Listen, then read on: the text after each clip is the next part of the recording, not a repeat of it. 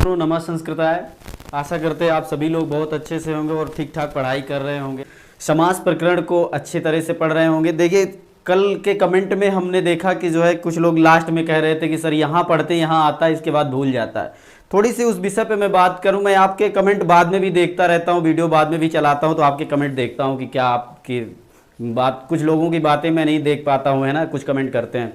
तो उस पर मैंने देखा एक लोग ने कहा कि जो है क्लास में तो सब कुछ समझ में आता है, उसके बाद भूल जाता है। ऐसा नहीं है। यदि आप वीडियो के साथ तो आपको समझ में आ रहा है, लेकिन फिर आप जिस समय आप उसके विषय में सोचे कि नहीं आ रहा, उस समय फिर से एक बार देखने की उस समय ज़रूरत होती है। और वही सही समय होता है जिस समय आपको लगता है कि भूल गया है। वो समय यदि आप देख लेंगे तो आजीवन भूलेगा नहीं कभी। बस इतना याद रखिएगा, उस समय ज़रूर एक बार उस किताब में हो, कहीं पे कुछ चीज़ें पढ़े हो या वीडियो हो, एक बार रिपीट उसी समय कर लीजिए जिस समय आपको लगे कि ये क्या था, उस भूल गया है, ठीक ना। तो हम बात कर रहे थे समास प्रकरण में तत्पुरुष समास। तत्पुरुष समास के अंतर्गत समानाधिकरण आता है कर्मधारय। कर्मधारय को भी हमने बता दिया था और द्विगु समास का प्रकरण चल रहा था। कर्मधारय का भेद जो है द्विगु है, तत्पुरुष का भेद कर्मधारय और कर्मधारय का भेद द्विगु। लेकिन यहाँ सिलेबस में हमें 6 समास पढ़ने हैं, इसलिए इनको अलग अलग पढ़ेंगे, है ना। तत्पुरुष अलग पढ़ेंगे, कर्मधारय अलग पढ़ेंगे, द्विगु अलग पढ़ेंगे। तो द्विगु समास में हमने देखा कि संख्या पूर्वो द्विगु, इसका एक सूत्र था। तो संख्या यदि पूर्व में किसी पद के पहले यदि संख्या दिखाई दे तो वहां पर क्या होता है, द्विगु समास होता है। द्विगु समास मतलब संख्या पहले रखी हो, जैसे द्विगु शब्द में ही द्विगु समास है, द्विगु समास में ही द्विगु समास है। कैसे? द्वि जो लिखा है उसका मतलब दो और गु का मतलब गाय। गु का मतलब क्या हुआ, गाय। तो 2 गाय, तो संख्या पहले रखी हुई 2 और इसके बाद गाय, तो गायों की संख्या कितनी, 2। तो इससे क्या पता चलेगा कि ये संख्या मतलब पूर्व द्विगु, पहले समास में पहला शब्द जो है क्या है, पहला पद क्या है, संख्यावाची है, इस वजह से यहाँ पर द्विगु समास है, ठीक ना। तो इस तरह से आपने सभी को जाना। लेकिन अव्ययी भाव समास में हमने इसका एक अपवाद पढ़ा था, यदि आपको याद होगा तो याद होगा आपको, पहले अव्ययी भाव में हमने नदीभिश्च एक सूत्र पढ़ा था। नदीभिश्च, यदि नदीवाची कोई नाम हो और उसके पहले कोई संख्या लिखी हो तब वहां पर अव्ययी भाव समास हो जाता है। बस केवल इतना बस ध्यान देना, यदि नदीवाचक द्वि यमुनम द्वि गंगम, हाँ, इस तरह का कोई यदि पद दिया हो, द्वि शोणम, शोण नदी भी एक है ना, तो इस तरह से कोई नदी के सामने यदि पहला पद संख्यावाची हो तो वहां पर अव्ययी भाव समास आप मारेंगे। और अदरवाइज कहीं पर भी यदि रहे संख्या पहले रहे तब फिर आप क्या करेंगे, वहां पर द्विगु समास मारेंगे। एक लोग और एक वीडियो में कमेंट कर रहे थे दशानन में कौन सा समास है। दशानन में जाहिर सी बात है कि 10 सरों वाला अर्थात रावण, तो वहां पर अन्य पद प्रधान हो गया है ना, दोनों पदों के अलावा तीसरा पद कोई प्रधान हो गया जो इसमें है ही नहीं है, समास में है ही नहीं है। मतलब जो 2 पद रखे हुए हैं, 2 या 2 से अधिक पद रखे हुए हैं, उसमें रावण का कोई नाम ही नहीं है, तो वो अन्य पद प्रधान हो रहा है, तो वहां पर क्या हो जाएगा, बहुब्रीहि समास हो जाएगा। इस तरह से आपको ध्यान देना है, जहां पर अन्यार्थक कोई अर्थ निकले तो वहां पर बहुब्रीहि समास हो जाता है, ठीक ना। इस तरह से आपको ध्यान देना है। इस समय हम अभी कल के प्रकरण में हम क्या बात कर रहे थे, द्विगु समास की।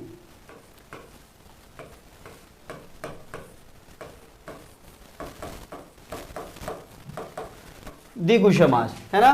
तो द्विगु समास हम देखिए कि द्विगु शब्द में ही द्विगु है ना, कि द्विगु ये पहला, इसका मतलब 2 और इसका मतलब गाय, तो पहला पद संख्यावाची होने से जो है द्विगु समास, संख्या पूर्व द्विगु, आपने सूत्र भी पढ़ा, ठीक ना। सर कमेंट चला दीजिए।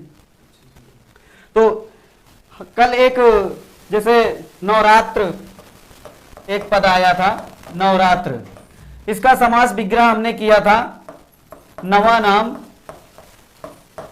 रात्रि नाम समाहारा,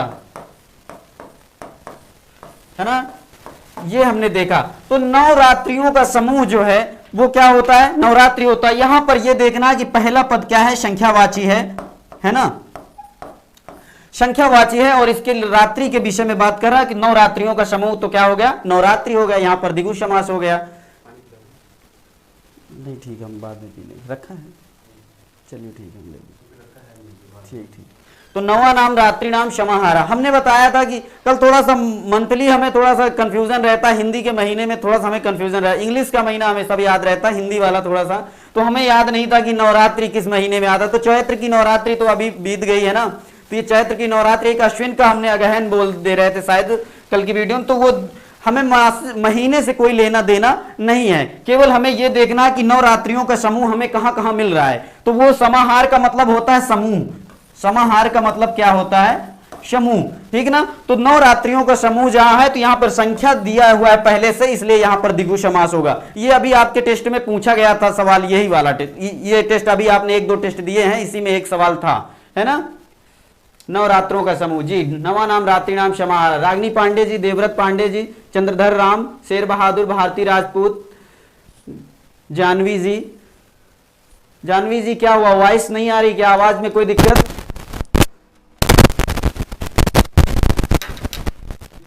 सर आवाज आवाज में दिक्कत है क्या? आप एक बार कमेंट करके बोलिए, आवाज आ रही हो तो वाई लिखकर भेज दीजिए, तुरंत तुरंत कमेंट कीजिए।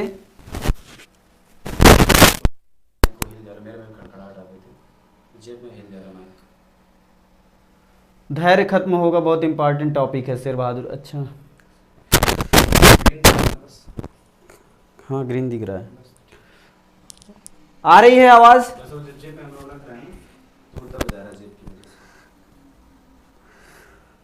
सभी को जी, ठीक है जानवी जी, बहुत बहुत धन्यवाद, सभी को आवाज आ रही है। चलिए ठीक है। तो नवा नाम रात्रि नाम समाहारा, नवरात्रियों का समूह था, वहां पर द्विगु समास हो गया था, ठीक है ना। हम इसी विषय पर कल बात कर रहे थे कि नवरात्रियों का जहां जहां पर आपको समूह मिलेगा वहां पर जो है द्विगु समास करेंगे, है ना। तो यदि 4 रात्रियों का समूह कोई होता तो भी वहां पर द्विगु समास होता, क्योंकि 4 पद पहले आ जाता है। लेकिन यहाँ नवरात्रियों से हमने बताया था कि नवरात्रि दो बार साल में आती है, एक चैत्र में आती है, एक अश्विन मास में आती है, कुंवार जिसे कहते हैं। तो इस तरह से 2 महीने हमें याद करने की जरूरत नहीं थी, केवल ये हमें बताना था कि जो है नवरात्रियों का समूह कहां कहां मिलता है। तो साल में 2 बार मिलता है आपको नवरात्रियों का विशेष समूह। तो वहां पर क्या होगा, नवरात्रि यदि पद आ जाए, नवरात्र यदि पद आ जाए तो आपसे पूछे कौन सा समास है, तो द्विगु समास मार के आपको निकल जाना है, ठीक है ना। बस इतनी सी बातें हैं। देवव्रत पांडे जी, शिवम सरोज जी, बहुत बहुत धन्यवाद, सभी की उपस्थित को बहुत बहुत प्रणाम। रागिनी पांडे जी ठीक है जी, बिल्कुल समाज बहुत इंपॉर्टेंट टॉपिक है। शेर बहादुर जी बिल्कुल, और बहुत अच्छा टॉपिक भी चल रहा है, ठीक है। इस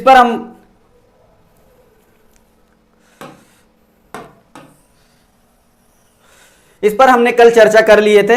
आज क्या करना है, आज हमें इसके आगे चलना है, द्वंद्व समास देखना है, जो समझ लीजिए बहुत आसान है। द्वंद्व समास, द्वंद्व समास बहुत आसान है, आप यकीन नहीं करेंगे, बस पढ़ेंगे तो यकीन करने लगेंगे। इसलिए आपको पढ़ना जरूरी है, देखना जरूरी है। सभी लोग बस पेन और कॉपी लेकर बैठेंगे और सभी हर एक टॉपिक को नोट करते चलेंगे, ठीक ना। द्वंद्व समास, द्वंद्व समास होता है, ठीक ना। इस तरह से लिखा जाएगा, द्वंद्व होता है, द्वंद्व नहीं होता है, द्वंद्व समास, ठीक। तो द्वंद्व समास आपको देखना है, इसमें द्वंद्व किसे कहते हैं इसके विषय में जानना पड़ेगा, है ना। तो उसके विषय में जानने के लिए सबसे पहले एक सूत्र आपको नोट कर लेना है, चार्थे द्वंद्व, चार्थे द्वंद्व, ठीक है। ये आप सूत्र नोट कर लीजिए, तो इसमें जो है लिखा है तो समझ में आ जाएगा।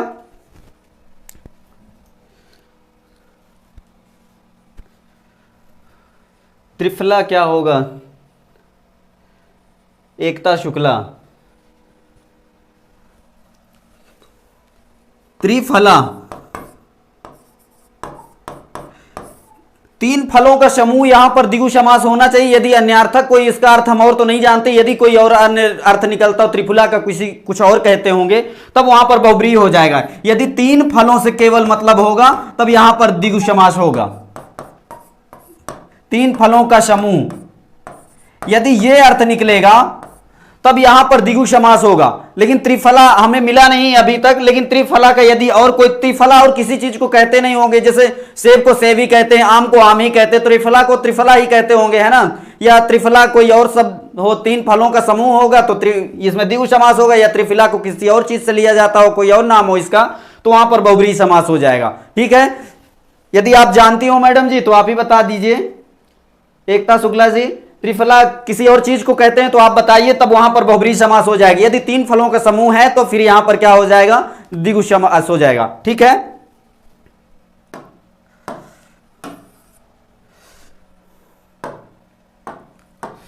चार्थे द्वंद्व क्या कहता है, इसके विषय में जानना है। चार थे द्वंद्वा।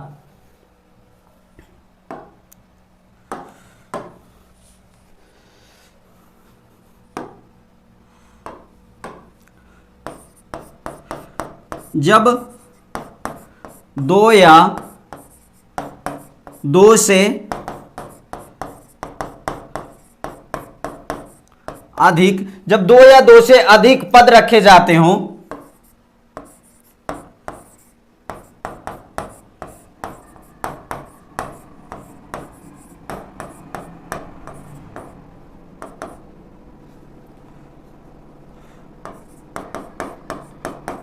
और उन्हें चा शब्द से जोड़ा जाए,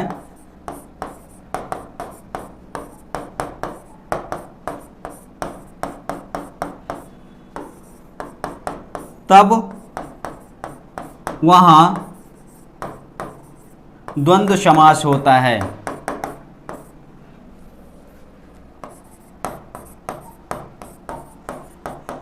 ठीक है, जब दो या दो से अधिक पद रखे जाते हों और उन्हें किससे जोड़ा जाए, चा शब्द से जोड़ा जाए, जैसे रामश्चा कृष्णश्चा, रामश्चा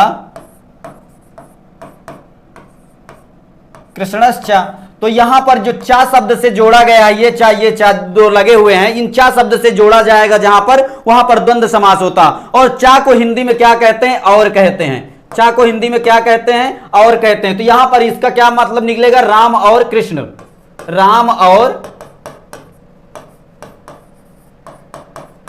कृष्ण। इतनी बात समझ में आई। जिस समास का पूर्व और उत्तर पद दोनों प्रधान हो, दोनों के मध्य लगा, उन दोनों के मध्य लगा हो, तीन फलों का गुच्छा होता है त्रिफला। अच्छा जी, जिस समास का दोनों पद प्रधान होता है उसे द्वंद्व समास कहते हैं। यह सामान्य सा अर्थ था, दो पदों का जहां दोनों प्रधानत्व रखते हो वहां पर क्या होता है, द्वंद्व समास होता है। लेकिन चार थे द्वंद्वा एक सूत्र है, इस सूत्र ने क्या कहा कि जब दो या दो से अधिक पद रखे जाते हो और उन्हें चा शब्द से जोड़ा जाए, तब वहां पर द्वंद्व समास होता है। और चा का हिंदी अर्थ होता है और, मतलब चा, जैसे रामश्चा कृष्णश्चा, इस तरह के यदि आपको शब्द दिखाई देंगे तो वहां पर आपको द्वंद्व समास मारना है। यदि दोनों प्रधान है, कैसे आप जानेंगे, आप जो चीजें पढ़ के आए हैं, दोनों प्रधान है, परिभाषा ने आपने रट लिया, परिभाषा आपने रट लिया, ठीक है, आपको प्रधानत्व तो कैसे दिखेगा, प्रधानत्व तो कैसे जान पाएंगे, अर्थ जानेंगे, प्रधान तब जानेंगे। लेकिन ये बहुत आसान सा सवाल है, यदि चा और चा ये दोनों मिल जाएंगे तब आप वहां पर भी द्वंद्व समास मार देंगे। ये सूत्र कहता है चार थे द्वंद्वा, ठीक ना, चार थे द्वंद्वा मतलब चा के अर्थ में द्वंद्व समास होता है, चा के अर्थ में द्वंद्व समास होता है। तो चा का अर्थ जहां जहां पर निकलेगा वहां पर द्वंद्व समास होगा। चा का अर्थ मतलब, चा का मतलब क्या होता है, और होता है। तो राम और कृष्ण, यहां चा का अर्थ निकल रहा है यहां, इसलिए यहां पर द्वंद्व समास है ना। तो दोनों पदों की प्रधानता जब बीच में और नहीं लगेगा तब दोनों की प्रधानता कैसे समझ में आएगी भैया। जैसे राम है और श्याम है, जैसे दो लोग गए कहीं पे निमंत्रण खाने गए, कहें कि दो लोग गए, तो दो लोग कौन कौन गए, उनकी प्रधानता के लिए उनका नाम लेना पड़ेगा ना। जैसे मान लीजिए दो लोग आपके गांव से प्रयागराज आए, तो प्रयागराज आने के लिए तो उनका नाम लेंगे तभी तो प्रधानता पता चलेगी कि भैया राम और श्याम दोनों गए हैं, है ना। तो तब वो चा से पता चलेगा कि ये जो है द्वंद्व समास है, ठीक है ना। ये सूत्र कहता है चार थे द्वंद्वा, दोनों पद विलोम हो। जी बिल्कुल अनिल यादव जी, आप सब कुछ जान रहे हैं। अभी हम तो भूमिका पर हैं, अभी इसको अच्छी तरह से बता देंगे, आप परेशान क्यों है इतना, सब कुछ बता देंगे एक ही परिभाषा में या एक ही सूत्रों में सब कुछ समाहित कर दें, आगे बताते हैं ना, आप टेंशन न लीजिए, बस जाने रहिएगा। हम जान रहे हैं बहुत मेधावी छात्रों के साथ हमारा लगाव है ना।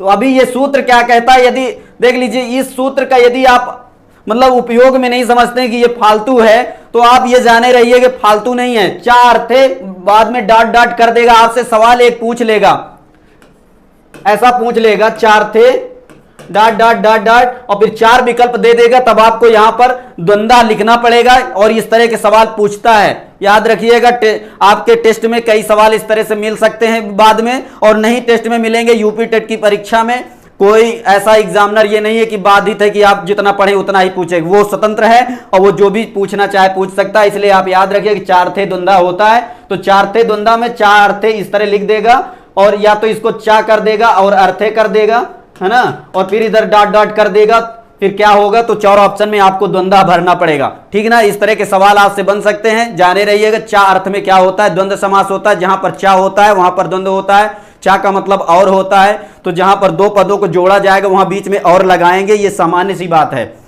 ठीक है ना, दोनों की प्रधानता दिखाने के लिए और को रहना जरूरी है, चा को रहना जरूरी है। संस्कृत में कहें तो चा और हिंदी में कहें तो और, इन दोनों को बताने के, दो पदों की प्रधानता बताने के लिए इन दोनों पदों का संस्कृत में चा और हिंदी में और का रखना बहुत जरूरी है, इतना जाने रहिएगा, मोटी मोटी बात। ठीक ना। Devvrat Pandey, sir UP TET में आया था इस टाइप का सवाल। जी बिल्कुल पूछ लेगा सर परीक्षा, बिल्कुल। हम तो इसीलिए तो कहते थे कि आप लोग बहुत आगे आगे करते हैं, आगे करिए, हम ठीक है, हमें बुरा नहीं लगता, आप पढ़े हैं अच्छी बात है, लेकिन एक ही सवाल जो चीज सूत्र कह रहा है वही चीज हम बताएंगे ना। सूत्र के अन्यार्थक बता देंगे तो फिर आप कहेंगे कि सूत्र में तो वो चीजें नहीं है जो आप बता रहे हैं। सूत्र का मतलब भी तो निकलना चाहिए ना, जब उसका अर्थ हम बताएं, उसकी परिभाषा बताएं। ठीक है, इतनी बात कहना था। सर टेट का PDF नहीं मिल रहा है। अच्छा जी, टेक्निकल टीम कुछ गड़बड़ी होगी, हो सकता है, अभी इस विषय में हम ज़्यादा जवाब नहीं दे सकते, लेकिन पता नहीं न मिल रहा हो, आगे दीपावली के बाद से मिलना शुरू हो जाए या पहले भी मिल सकता है। ठीक है ना। देखिए जानवी जी, सर आता है ऐसा प्रश्न? बिल्कुल आता है। हम बता दें जितने सूत्रों को हमने बताया, यदि आप एक दो बार बस पढ़ पढ़ के निकल जाएंगे ना, तो आपको लगेगा, जब चार ऑप्शन रहेंगे ना, तो एक ऑप्शन आपको लगेगा वहां पर कि यही वहां का है ना। तो आप सूत्र को थोड़ा थोड़ा पढ़ लिया करिए अच्छी तरह से, ऐसा नहीं कि आप अर्थ पढ़ें सूत्र को ना पढ़ें। सूत्र में कभी कभी बीच में भरने के लिए कॉलम दे देता है कि इसमें क्या होना चाहिए, आगे क्या होना चाहिए, है ना। इस तरह सवाल पूछता है, जैसे कारक में प्रातिपदिकार्थ लिंग परिमाण वचन मात्रे, तो डॉट डॉट कर देता है, तो फिर उसमें आपको प्रथमा द्वितीय इस तरह से तमाम ऑप्शन दे देता है, तो आपको प्रथमा भरना पड़ेगा, है ना। तो इस तरह से अभी आपके टेस्ट में भी पूछा था कि प्रातिपदिकार्थ का कौन सा वो होता है ना, वचन, एक वचन वो कौन सा, ये प्रथमा द्वितीय, इस तरह से पूछ लिया था उसमें, शायद कुछ ऐसा ही सवाल था कि प्रथमा है कि द्वितीय है, तृतीय है ना, वो तृतीय है, जो भी पूछा है किस तरह से, इस तरह से पूछा था, आप जानते हैं। उसमें सब में आपको इस तरह से यदि पढ़े रहेंगे तो आप कर लेंगे, ठीक है, और नहीं पढ़े रहेंगे तो फिर कैसे कर पाएंगे। राधिका वर्मा जी, सर आगे चलें। आपसे सवाल एक और पूछा था,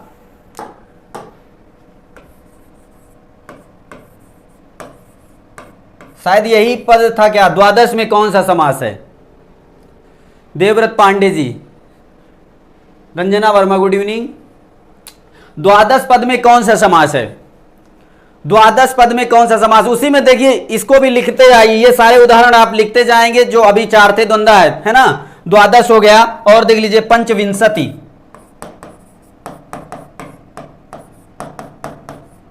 पंचविंशति उसी का उदाहरण है, उसी में लिखना है इसको भी।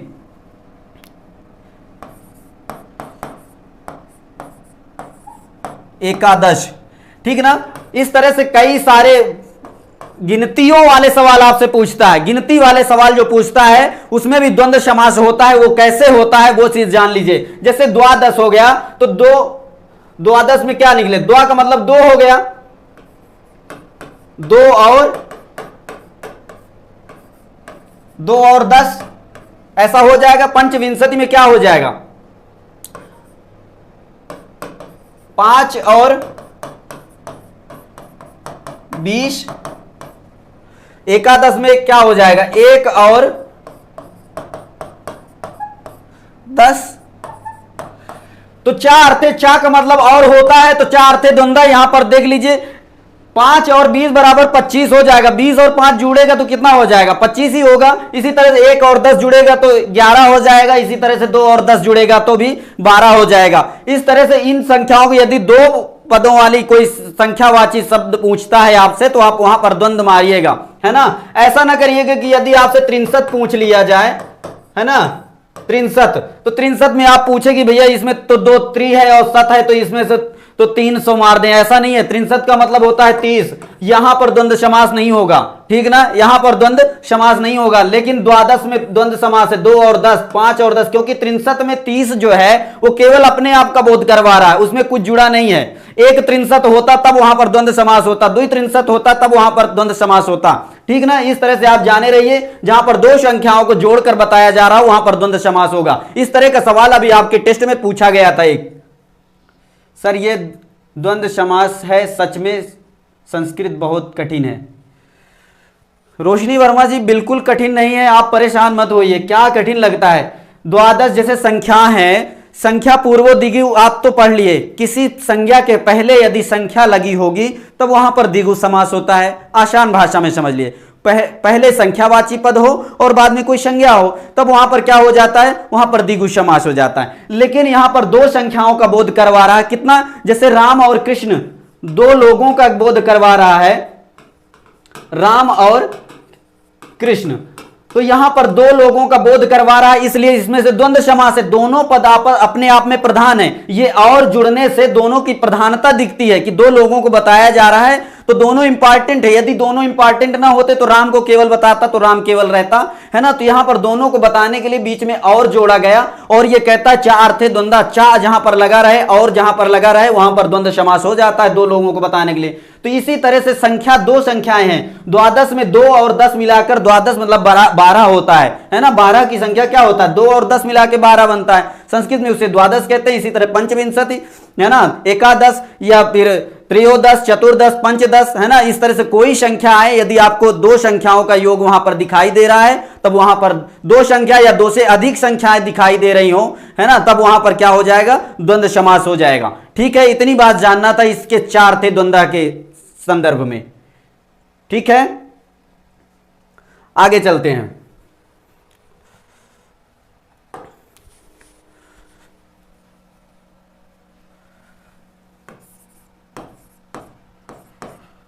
उभय पदार्थ प्रधानो द्वंद्व।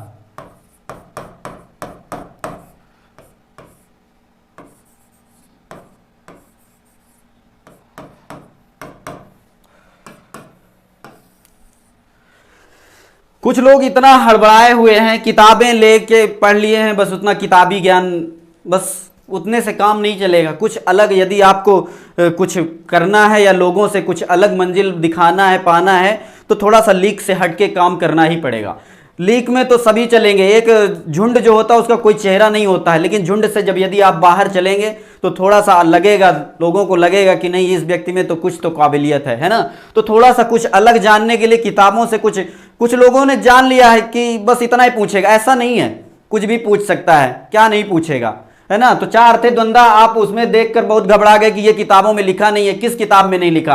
आप जो किताब पढ़ रहे होंगे उसमें ना लिखा होगा। बाकी मैं अपने से पैदा थोड़ी कर रहा हूं इसको, है कि नहीं, ये मैं अपने से सूत्र नहीं गढ़ा हूं, ये पाणिनि महोदय के द्वारा है। और 4 थे द्वंद्व, चा का अर्थ जहां होता है वहां द्वंद्व समास होता है, इसमें कौन सी बहुत बड़ी बात है। जहां चा होगा बीच में जुड़ा होगा, चा का मतलब और जहां जुड़ा होगा तो दोनों पदों की प्रधानता समझ में आएगी। उसमें तो आपने जो पढ़ा है, लेकिन यह है कि आप किताबी बिल्कुल रट्टू बन गए हैं, हमने थोड़ा व्यवहार में जोड़ दिया है। ठीक ना। उभय पदार्थ प्रधानो द्वंद्व, उभय का मतलब होता है दोनों, दोनों पदार्थ, दोनों पदों का अर्थ, पदार्थ का मतलब दोनों, उभय का मतलब दोनों और पदार्थ का मतलब दोनों पदों का अर्थ जहां पर प्रधान हो वहां पर द्वंद्व समास होता है। ठीक ना। किताब में इस तरह से नहीं लिखा होगा, किताब में जो लिखा है आपने उसको देख लिया, लेकिन यहां पर देखने से आपको व्यवहार में कुछ समझ में आएगा। उभय का मतलब दोनों, पद अर्थ बराबर पदार्थ, है ना, दोनों पदों का अर्थ जहां पर प्रधान हो वहां पर द्वंद्व समास होता है। ठीक है, ये चीज ये कह रहा है।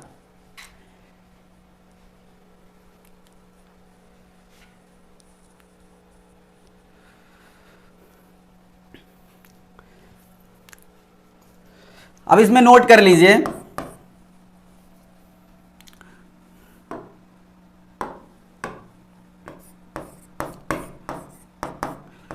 जिस समास में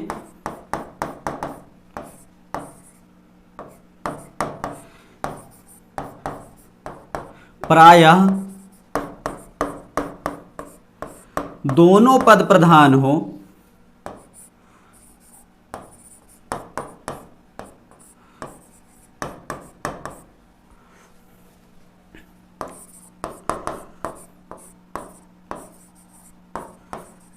उसे द्वंद्व समास कहते हैं।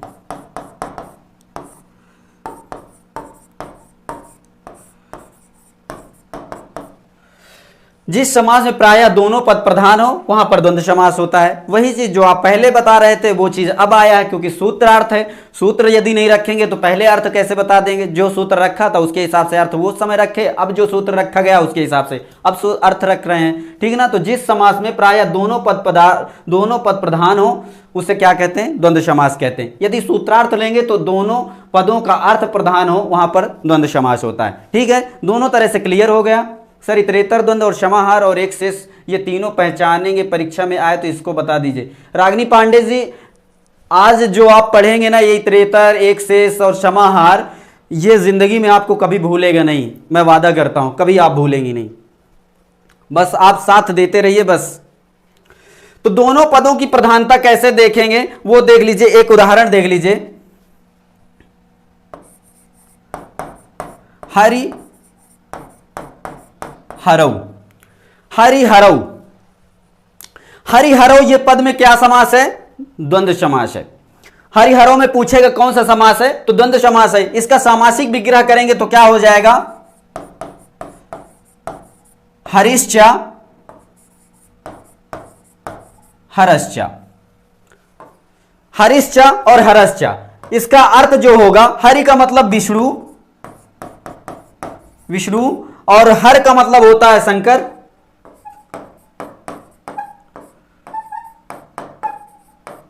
ठीक ना, विष्णु और शंकर, हरिहरश्च। हरिहरश्च में कौन सा समास? द्वंद्व समास। तो हरि से मतलब विष्णु और हर का मतलब शंकर। तो यहां पर दो लोगों की प्रधानता, इसलिए यहां पर द्वंद्व समास है। दोनों प्रधानता दिखाई गई कि एक विष्णु प्रधान है और शंकर भी प्रधान है, दोनों प्रधान है ना। प्रधानता का मतलब मुख्य रूप से दो लोग हैं, मुख्य रूप से। और प्रधान गांव वाला प्रधान मत समझिएगा, प्रधान का मतलब मुख्य रूप से ये दो पदों की बात कही जा रही है, विष्णु और शंकर की। तो दोनों अपनी अपनी प्रधानता लिए हुए हैं, इसलिए यहां पर द्वंद्व समास है। कोई कठिन? कभी नहीं भूलेगा। वाह रितु वर्मा जी, बिल्कुल नहीं भूलेगा रितु वर्मा जी, विश्वास कीजिए। ठीक है, उसी की तरफ बढ़ रहे हैं। अब जान लीजिए, द्वंद्व समास के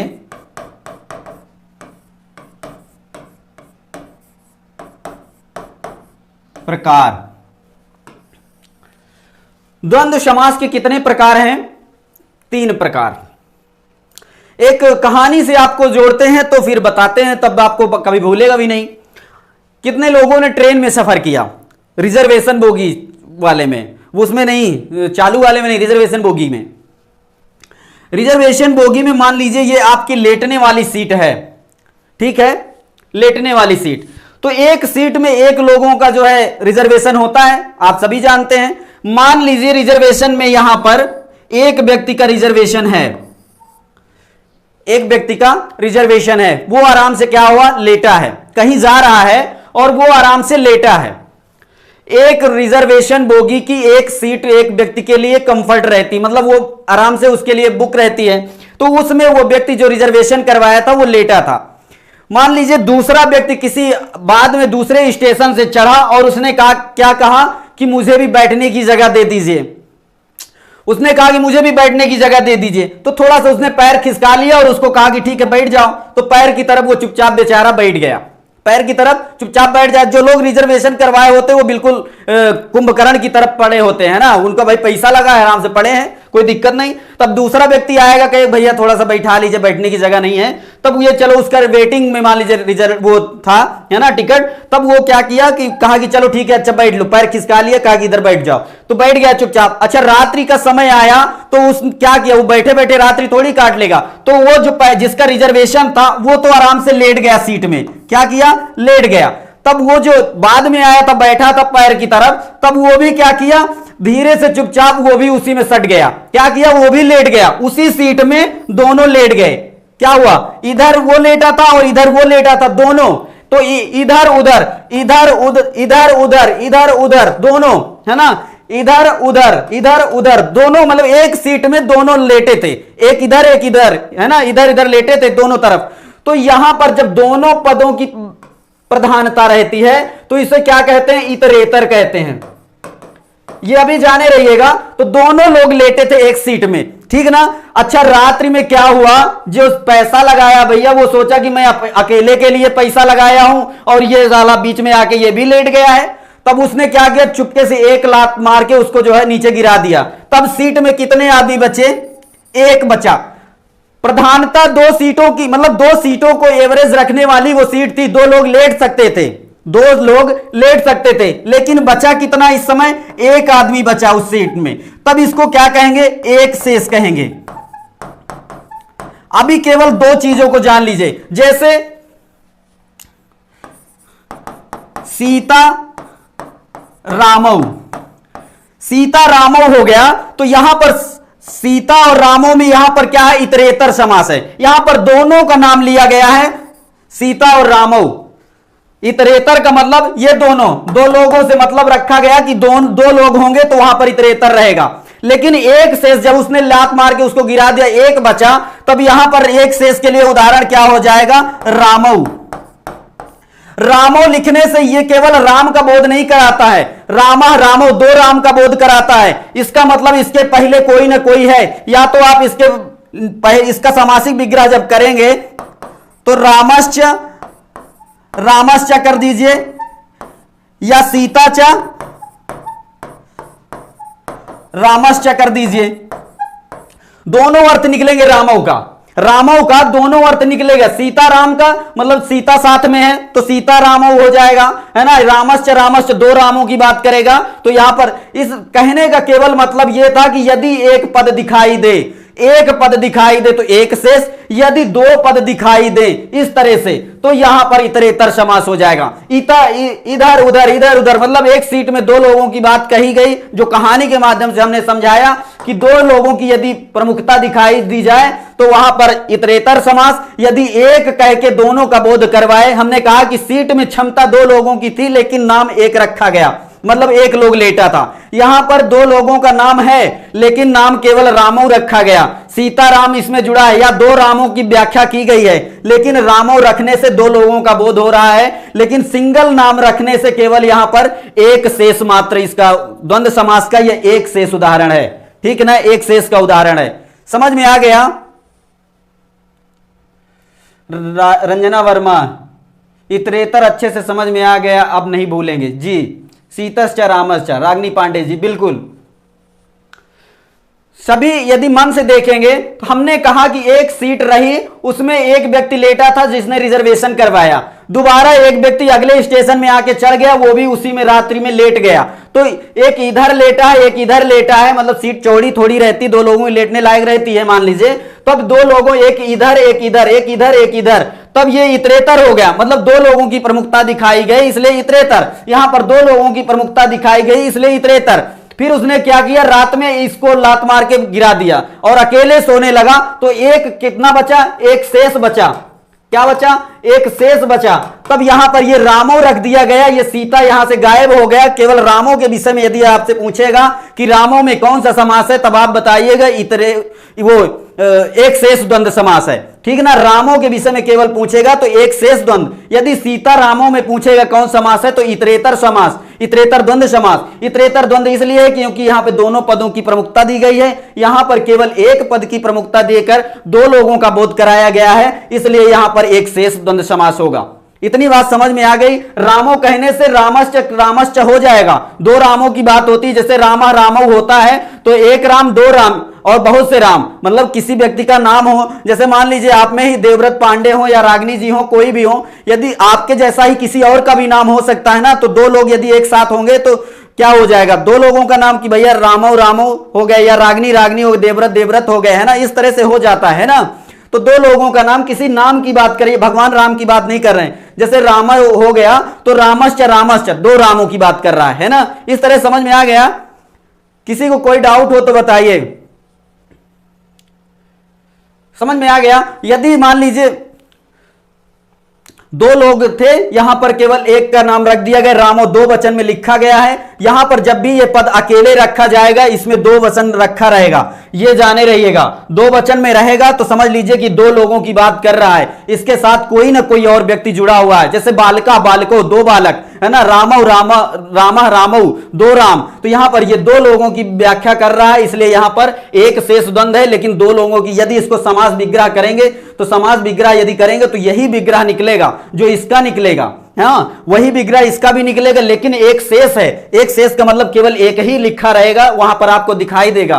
किताब में आप देख लीजिएगा, केवल इस तरह के पद आपको दिखाई दें तब वहां पर एक शेष रहेगा, इस तरह के पद दिखाई देगा तो इतरेतर द्वंद्व समास रहेगा। ठीक है ना, कोई डाउट तो नहीं है किसी को? सर जी हम बहुत पीछे हो गए, आजो पितरो भातरो पुत्रो, ये सब एक शेष द्वंद्व आते हैं। जी बिल्कुल रागिनी पांडे जी, बिल्कुल इनका सबका समास विग्रह बनेगा। जैसे अजस्चा अजाचा है ना, मतलब एक बकरी और बकरा, अजो जो होगा क्या हो जाएगा, बकरी और बकरा हो जाएगा। विग्रह उसी तरह से होगा, विग्रह वही होगा, लेकिन एक शेष और इतरेतर में केवल पद की प्रमुखता है कि आप पद दोनों दिखा रहे हैं तो केवल वहां पर इतरेतर हो जाएगा। यदि एक ही रखा है और दो वचन का है तो आप समझ लीजिए ये एक शेष है, लेकिन इसमें दोनों की जब विग्रह करेंगे तो वही वाला विग्रह निकलेगा। यदि रामो, यदि इसमें मान लीजिए अजा अजा अजौ लिखा है तो अजाचा अजौचा है ना, वो अजाचा अजस्चा, अजौ का क्या हो जाएगा,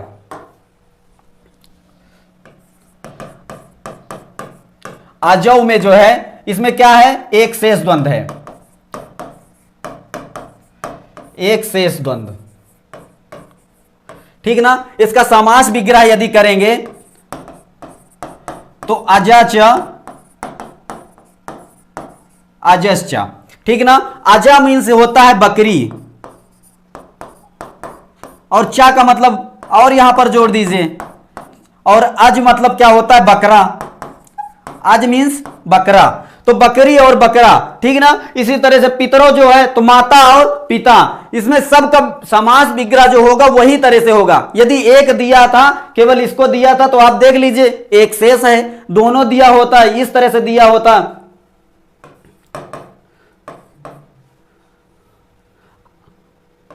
आजा जऊ इस तरह से दिया होता तब यहां पर क्या हो जाता, यहां पर इतरेतर हो जाता, आजा जऊ, आजा प्लस अजौ, इस तरह से इसका समास विग्रह हो जाए, वो विच्छेद करेंगे तो इस तरह से निकलेगा। अजा मीन्स बकरी, अज मीन्स क्या होता है, अज का दो वचन में अजौ बनेगा, अज का दो वचन में क्या, जैसे रामा रामो उसी तरह अजौ बन जाएगा दो वचन में। ठीक ना, तो इन दोनों की विभक्तियों का यहां पर अव की मात्रा लगी, दो पद हैं इस वजह से यहां पर दो वचन की विभक्ति लगी है। ठीक है ना, इतनी बात समझ में आ गई, समझ में आ गया अनिल यादव? अब तो कभी नहीं भूलेगा ना, रागिनी पांडे जी, देवव्रत पांडे जी, अनिल यादव जी, सभी लोग बताइए, आप कभी नहीं भूलेगा। अतुल चौधरी, अजहचा अजौचा, विसर्ग नहीं रहेगा भैया, विसर्ग देख लीजिए, विसर्ग के स्थान पर ये जो अजस्चा कहां लिखे, यहां पर अजा जो है ये स्त्रीलिंग है, ठीक, और ये यहां पर ये पुल्लिंग है, इसका सा का जो है सजुसो रू से जो है उसका रुत आदेश रू को जो है विसर्ग है ना, इस तरह से ये जो है सा को जो है विसर्ग हो जाएगा, है ना, बाद में यदि इसको तोड़ेंगे तो ये विसर्ग के स्थान पर तालब विषा आया है। ठीक है, इतना जाने रहिएगा। ठीक है, जब समास योग करेंगे तो विसर्ग हट जाएगा, तब उसके स्थान पर कोई शब्द आ जाएगा। ठीक है, अब बात करते हैं समाहार की। इतरेतर और एक शेष में अब आपको कोई दिक्कत नहीं रहेगी हमें लगता है। अब समाहार द्वंद्व,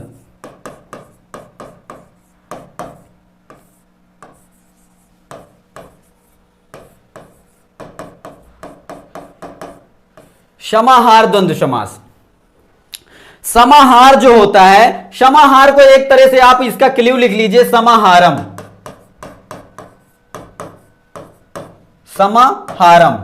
समाहारम इसलिए लिखाए हैं क्योंकि ये नपुंसक लिंग एक वचन का नित्य रहता है, नपुंसक लिंग एक वचन में रहता है ना। जैसे पुस्तकम होता है तो पुस्तकम कहां का है, पुस्तकम नपुंसक लिंग का है, एक वचन है ना। उसी तरह समाहारम लिखेंगे तो समाहार में जो बनेगा शब्द वो कैसा रहेगा, नपुंसक लिंग एक वचन के जैसा रहेगा।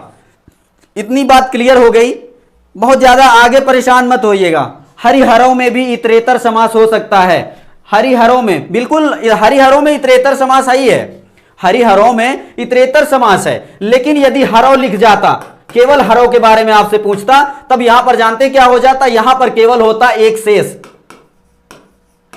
शेष द्वंद्व समास होता, ठीक ना।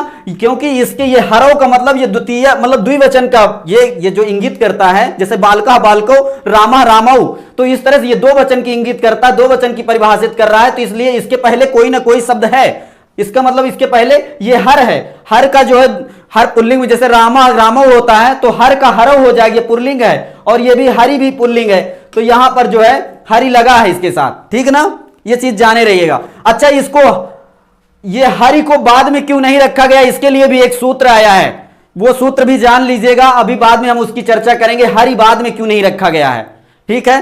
चलिए पहले इसको जान लेते हैं, समाहार द्वंद्व।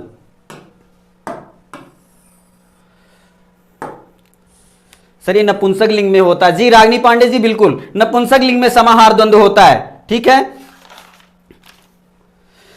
समाहार द्वंद्व जो होता है वो हमेशा नपुंसक लिंग में रहेगा, और इसका एक तरह से समझ लीजिए कि ये हमेशा विलोम में रहते हैं।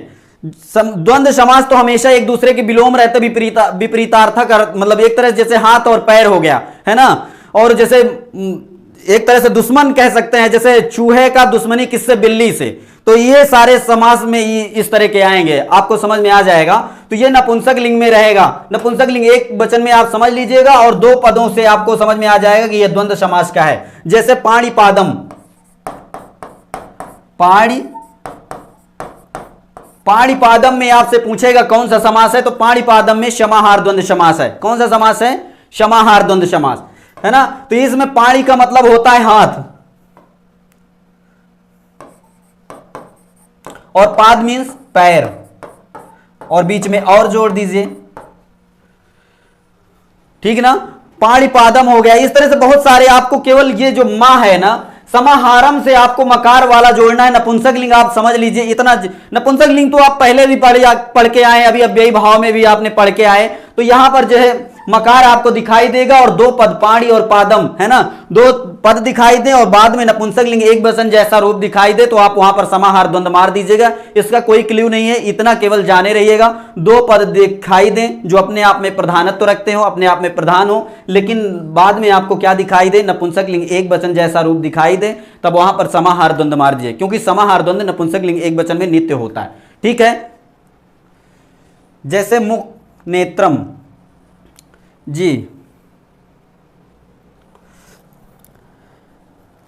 जी बिल्कुल,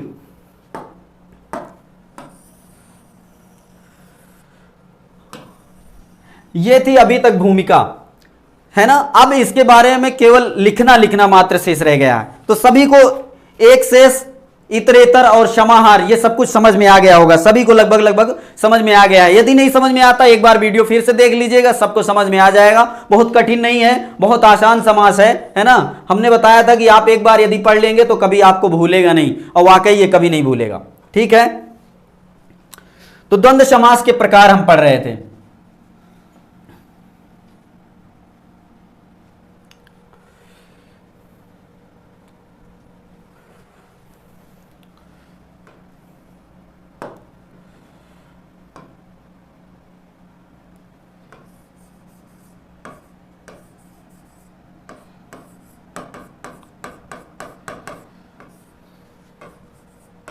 द्वंद्व समास के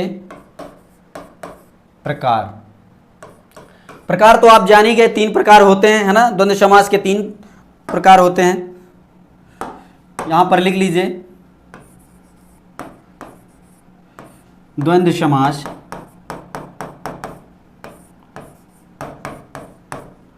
तीन प्रकार का होता है।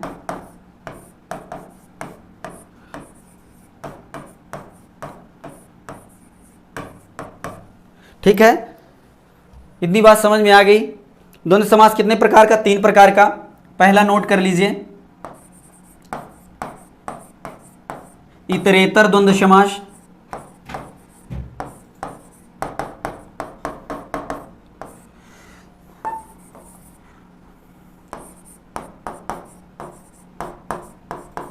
एक शेष द्वंद्व समास,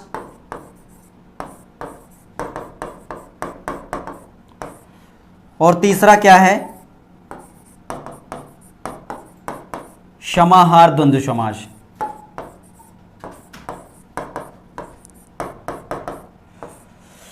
ठीक है, सभी लोग इतना नोट कर लीजिए।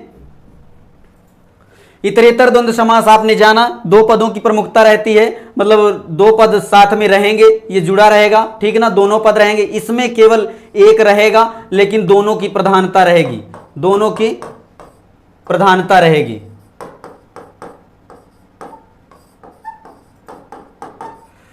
ठीक है, और यहां पर जो है नपुंसकलिंग एक वचन जैसा रहता है, दोनों पद रहेंगे, इसमें भी दोनों पद रहेंगे लेकिन नपुंसकलिंग एक वचन में रहेंगे।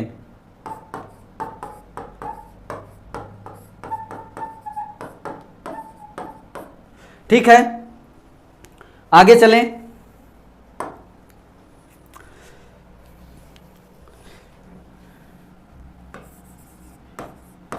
इतरेतर द्वंद्व समास।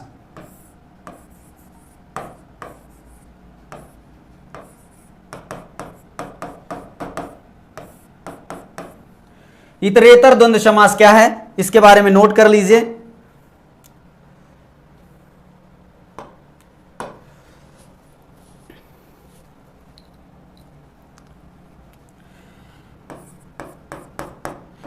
जब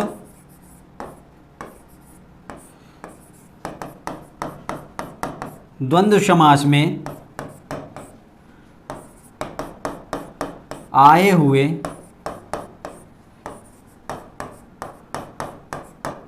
दोनों पद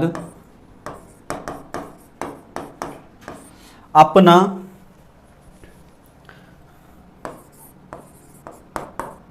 प्रधानत्व और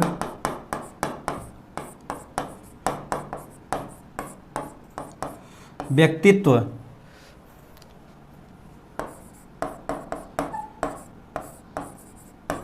रखते हैं तो वहाँ इतरेतर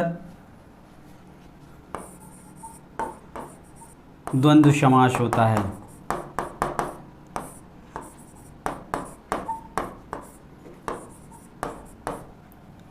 जब द्वंद्व समास में आए हुए दोनों पद अपना प्रधानत्व या व्यक्तित्व रखते हैं तो वहां पर कौन सा समास हो जाता है, इतरेतर द्वंद्व समास हो जाता है। ठीक ना, जैसे हमने बताया कि इधर उधर वाली वो जो कहानी आपने जान लिया है ना जी, दही और दधि और घृतम, जी बिल्कुल, इसमें भी जो है समाहार द्वंद्व है। ठीक है, तो दोनों अपना प्रधानत्व कैसे रखेंगे वो चीज जान लीजिए। जैसे राम लक्ष्मणौ, क्या है, राम लक्ष्मणौ, लक्ष्मणों में देख लीजिए द्विवचन लगा हुआ है, औ की मात्रा लक्ष्मणः लक्ष्मणौ, है ना, तो इस तरह से राम और लक्ष्मण दोनों की विशेषता यहां पर बताई गई, इसलिए इसमें द्विवचन की क्रिया, वो द्विवचन की विभक्ति लगी है। ठीक है, राम और लक्ष्मणौ, तो इसका जब सामासिक विग्रह करेंगे तो क्या बनेगा, रामश्च, रामश्च लक्ष्मणश्च, रामश्च और लक्ष्मणश्च, तो इसका चा का मतलब और हो ही जाता है, यहां पर इसका अर्थ हो जाएगा राम और लक्ष्मण, राम और लक्ष्मण। ठीक ना, ये चीज जानते ही हैं आप सभी। इसी तरह सीता रामौ,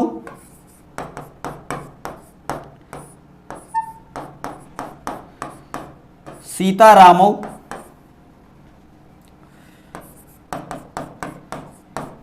सीता च रामश्च, सीता च रामश्च, तो यहां पर किसका क्या अर्थ निकलेगा, सीता और राम, सीता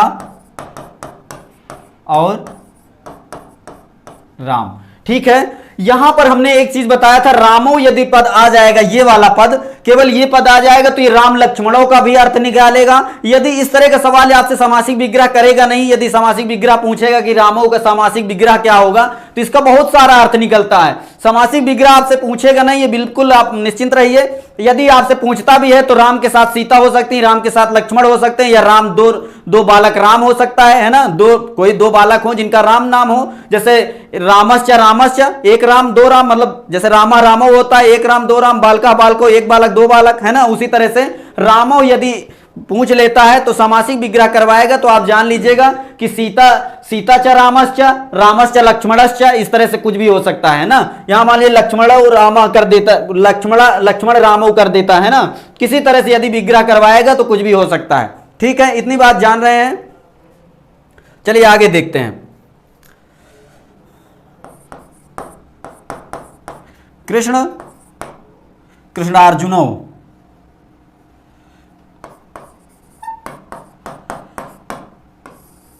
कृष्णार्जुनो, तो यहां पर क्या हो जाए, इसका समास विग्रह हो जाएगा कृष्णश्च और अर्जुनश्च,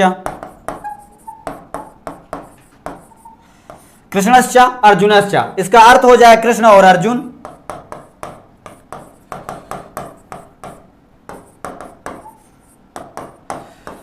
जो चार थे द्वंद्व आपने सूत्र पढ़ा, वो यही कह रहा था कि बीच में जो और है, ये और के अर्थ में द्वंद्व होगा। जहां पर भी और लगेगा, जहां पर भी चा लगेगा, वहां पर कौन सा समास हो जाएगा, द्वंद्व समास हो जाएगा। चार थे द्वंद्व यही कहता है कि जहां पर चा लगेगा, और चा का हिंदी अभिप्राय होता है और, तो और जहां पर जुड़ा रहेगा वहां पर द्वंद्व समास हो जाएगा। और उभय पदार्था प्रधानो कर्म, ये होता है, ये द्वंद्व है ना, तो उभय पद जब प्रधान, दोनों पद प्रधान हो तब वहां पर द्वंद्व समास तो होता ही है। लेकिन और इसकी पहचान है, बीच में और लगा रहेगा तो द्वंद्व समास होगा। संस्कृत में यदि पद दिया रहेगा, बीच में चा लिखा रहेगा, तो इसमें द्वंद्व समास है, इसमें कोई दो राय नहीं है। ठीक है, इतनी बात जाना। माता पितरौ, माता चा पिता चा, जी बिल्कुल रागिनी पांडे जी। चलिए वो लिख देते हैं, माता पितरौ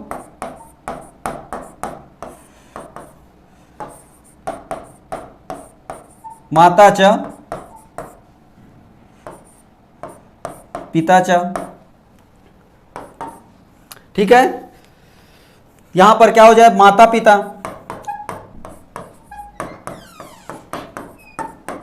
ठीक है, दोनों पद अपना प्रधानत्व रखते हैं। ये किससे पता चलता है, बीच में और लगा हुआ है। चार थे द्वंद्व क्या कहता है, यदि बीच में चा लगा हो या और संस्कृत में पद दिया रहेगा तो चा दिखाई देगा, हिंदी में रहेगा तो और दिखाई देगा, तो इससे क्या पता चल जाएगा, द्वंद्व समास है। ये अपनी प्रधानत्व रखते हैं दोनों पद, और दोनों पद की प्रधानता कैसे पता चलेगा, जब बीच में चा या और शब्द जुड़ा होगा तब। ठीक ना।